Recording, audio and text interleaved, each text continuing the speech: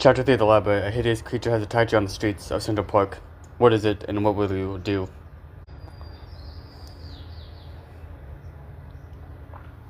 You and Adrian are in Central Park when you see a woman being attacked by a hideous creature. Now its red eyes have spotted you. Oh my god, what is that thing? I fell, get back. We need to help that woman. Grab Adrian's arm. Come on, we have to save her from that thing. Might be too late. The fellow growls low and guttural as it releases his grip on the woman and rushes straight towards you at top speed. It moves at an impossible speed, bounding across the park and driving you down into the ground. Adrian. Amy. The creature hunches over you, its breath rank, its mile wide. Adrian grabs it by the neck and jerks it off you. Get off her. The first spins on Adrian, slamming him down on the ground. Its strength is surreal, and its snarls as it attacks Adrian with pure rage. Amy, grab a weapon. You quickly look around for anything. Here. You toss the branch to Adrian. His hand shoots out to catch it, and he drives it into the fellow's chest, impaling it deeply with the jagged point of the branch. Die. The fellow jerks back with a hideous screech. Its skin cracks, stiffens, and turns a pallid gray. The entire body disintegrates into crumbling ash, leaving behind nothing but silence and the beating of your racing heart. Adrian leaps to his feet and rushes over to your side. Are you okay? Yes, are you? Yes. He enfolds you in his arms and pulls you in close. With your chest against his, you can feel the rapid beating of his heart. God, that. You're okay, you're fine, you're alive. You feel yourself calming down one breath at a time. Thank you for what you did. Adrian nods and hurries over to the injured woman, who is still lying on the park bench. He feels for a pulse. She's alive and breathing, just unconscious. She'll be okay. Thank God, we should call 911. Yes. He makes no move to pull out his phone. Do you want me to call? It's probably best if it came from you. Dial 911 on your phone. Yes, we need paramedics in Central Park on the path near the band show. This woman was attacked by... And shakes his head. She's attacked, thank you. You hang up and turn to Adrian. So, what was that? Adrian sighs. No, this is not what you signed up for. I suppose I owe you a bit more information. That was a fail. Yeah, I got that, but what are they? Are they vampires? In a sense. What does that mean? The process of turning a person into a vampire is fraught with risk. If it goes wrong, they become a feral instead. And you have no control over that. We have some. If the vampire is working as a part of a clan, they'll get a brand. That brand protects them from becoming feral. And if they're not a part of a clan, then they're clanless and they could turn feral at any moment. Back up a sec. What's this about a brand? Adrian pulls up his sleeve and shows you an elaborate insignia burned into his forearm. It's infused with the blood of my maker. It forges a personal connection that keeps my consciousness tethered to my body. It keeps me from becoming one of them. Fellows are as dangerous as they are pitiable, mindless, soulless, driving only by a desire to feed and kill. They're not just dangerous to humans either. The bites are infectious to my kind as well. If the thing had gotten me, you'd have turned into one too. And you'd already be dead. The attacks of the city, the ones on the news. Adrian nods. Where are they happening now? Where are these fellows coming from? I don't know for certain turning new humans into vampires is that the approval of the council is strictly forbidden by the pact. Clan leaders may only create a new vampire if it's replacing a vampire that has been killed, and only with the vote of the council. But someone has been betraying the pact, creating clanless vampires that turn feral, putting us all at risk. Wow, are you sure you're okay? Yes, of course it would take more than a newly turned feral to stop me. You hear sirens and see the flashing lights of an ambulance approaching on the roadway alongside the path. Oh god, here they come. Start waving them down and Adrian puts a hand on your shoulder. We must go. I just want to be sure they find her and that she's okay. It's important that I keep a low profile. For business reasons, personal, both. Besides, we need to get you to your debriefing. The ambulance pulls over and the paramedics jump out. And it takes you by the arm and you both slip away into the darkness. He leads you to the other side of the park and toward the elegant facade of the Metropolitan Museum of Art. You gaze up in wonder at its impressive facade, the wide steps leading up to the arched entrances. This is my favorite museum, but it should be closed at this hour. Not to us. He leads you around to an unobtrusive side entrance with a numeric keypad. What are we doing? Checking out the mummies at 3 a.m.? Not exactly. Adrian's hand hesitates near the keypad buttons.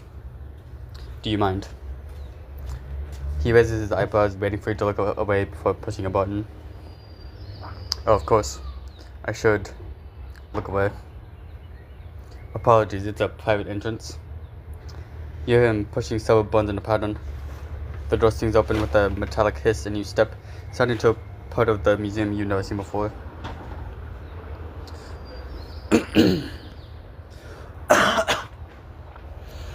Together you stroll through the shelves, your eyes fascinated by the dusty books. Huh? What are these? What is this place? This is the Musasankis, which is what? The place where the true history of the world is kept. You round a corner to find an aristocratic gentleman in 18th century garb eyeing you curiously. Amy, I'd like to introduce you to Scholar Jameson. He's the keeper of the library. Thoroughly pleased to meet you, madam. Scholar Jameson is soft-spoken and formal. He extends a hand to you.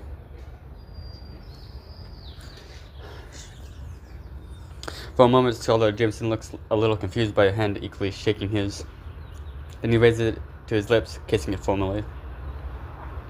An acquaintance of Adrian's is always welcome here. So, what kind of collection do you have down here? Scholar Jameson twiddles his fingers together and walks back on his heels, amused. We specialize, I suppose you could say, on the bloodier aspects of history. Like vampire history. Not exclusively, no, simply a more complete history.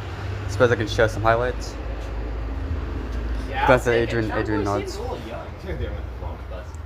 For instance, we possess the actual guillotine blade that was used to execute Marie Antoinette. Really? Wait, she wasn't a... Oh no, my dear. But the blade was owned and deeply loved by a well-known vampire until his untimely end a few years ago.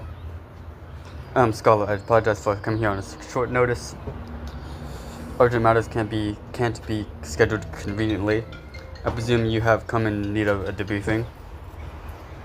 Indeed. Alright then. Scholar Jensen puts his hands on either side of your head, pressing his long, elegant fingers against your temples.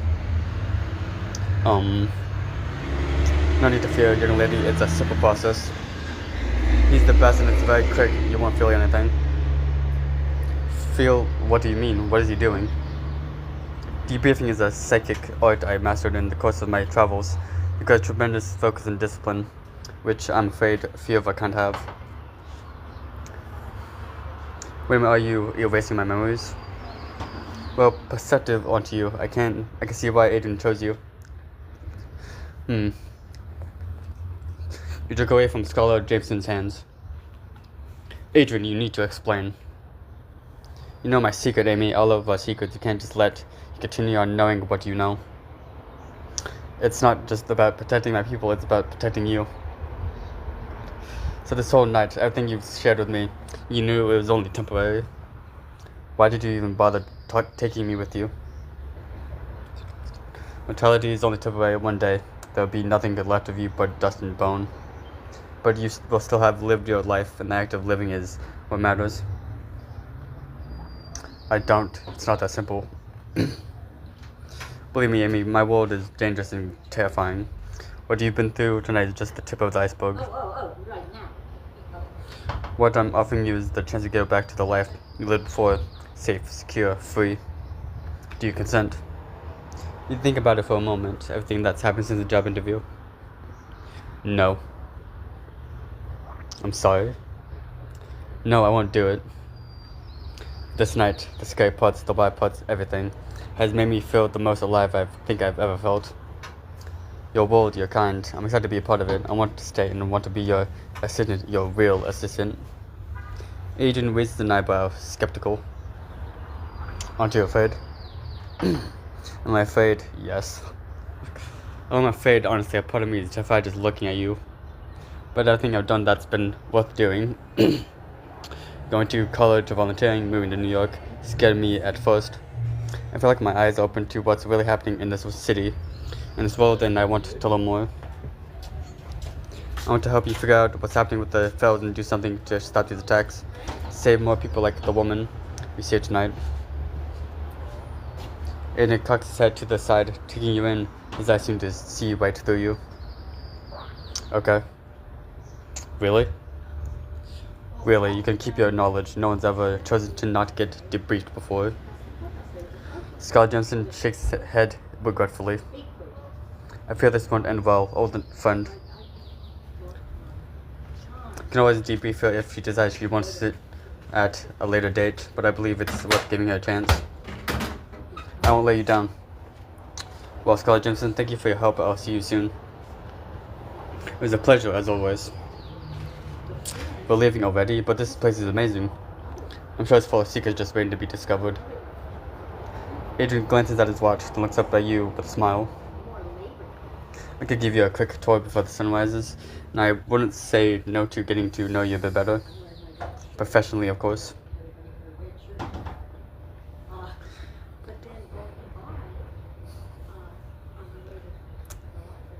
Explore the library. I'm actually ready for bed. It's been a really long night. I think I just want to go home and get some sleep.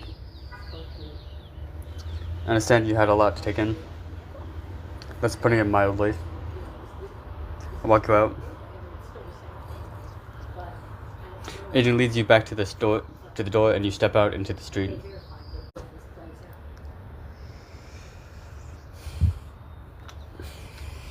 Hey, let's go out. I don't know. Come on, it'll be great. We'll hit the club, have some drinks, make out with attractive strangers, put photos online and make sure Melanie sees them. How would I ever say no to that? Exactly, you can't. Alright, let's do it. After I beat this mission. Let me guess, your gorgeous billionaire boss turned out to secretly be a masked vigilante with a cave full of gadgets and serious daddy issues. Honestly, that's less weird than the truth. Okay, now I gotta know after we drink these. I'll tell you all about it tomorrow morning whenever the hangover passes. The bartender stands there ready for you to pay. You drop some cash on the bar, the bartender snatches it up, makes a face at the small tip and disappears. That's all the cash I have, sorry. Don't be sorry, he gave us so much attitude. Who knows, maybe he just had a bad breakup. I gotta mention breakups, ugh, nah, I feel bad. Lily pulls out a few crumpled dollar bills and leaves them on the bar. It's no fun being mean when you make me feel guilty about it. Not really mean, you just pretend. Shh, don't tell. You raise a glass. Let's have a toast. Here's to being single. Damn right, we're young, hot, and single, and we're going to have fun, damn it. Have your heads turned your way? Did I do the thing where I shouted my toast again? Definitely. Okay, we're not drinking any more of this anymore after this. No more. Last drink. Last drink. 3 drinks later, you and Lily have taken over a booth in the back of the club. The table is covered with empty glasses and half-eaten appetizers. You did not tell me that Melanie had webbed toes. Could have sworn I did. They were so cute, like little ducky feet. I don't know, it's kind of weird.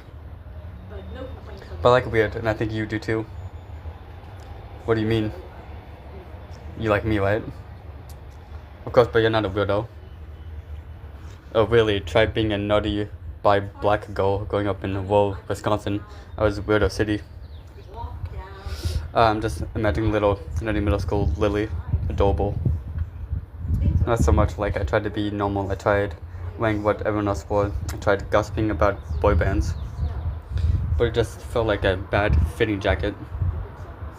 Really? Because you seem so comfortable just being you. Just being who you are now. When did you become you? Senior prom. What? Yeah, nobody asked me to go, and I was like, I could sit home and feel bad for myself, so I can be who I am and go. I wasn't like I could get any lonelier than I already was, so I just thought, screw it. I put rainbow braids in my hair, and I put on combat boots, and I went. And you know what? What? Had an awesome time. It was the first time I told anyone that I was mostly into girls. Huh? Mostly. I mean, there's definitely dudes I think are hot, and I've had fun fooling around with them. It's just when it comes to who I'm really into, who I actually want to do the whole relationship thing with, just pretty much always a girl. Like Melanie. Well, there, no sad X talk. We're having fun, remember? Right, of course, how could I forget? Thanks so much for being here for me, Amy, I love you. Lil, I love you. You hold there for a minute and she grins her head. Your way your eyes meet, the air feels charged, electric.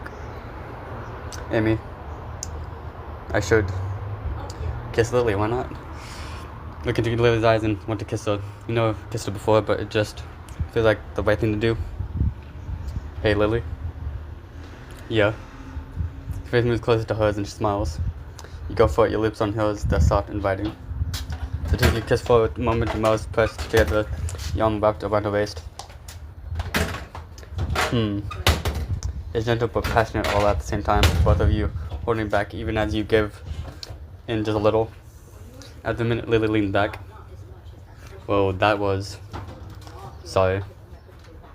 I was going to say awesome. Both laugh a little relieved. Lily grins, grabs your hand, and pulls you to the dance floor. Come on, I want to see you move. The two of you go back to the floor, where you dance up a storm as joyous, whatever that word is, celebratory. When another of you notices a very edge of the dance floor burning in the darkness, a pair of glowing eyes staring at you both.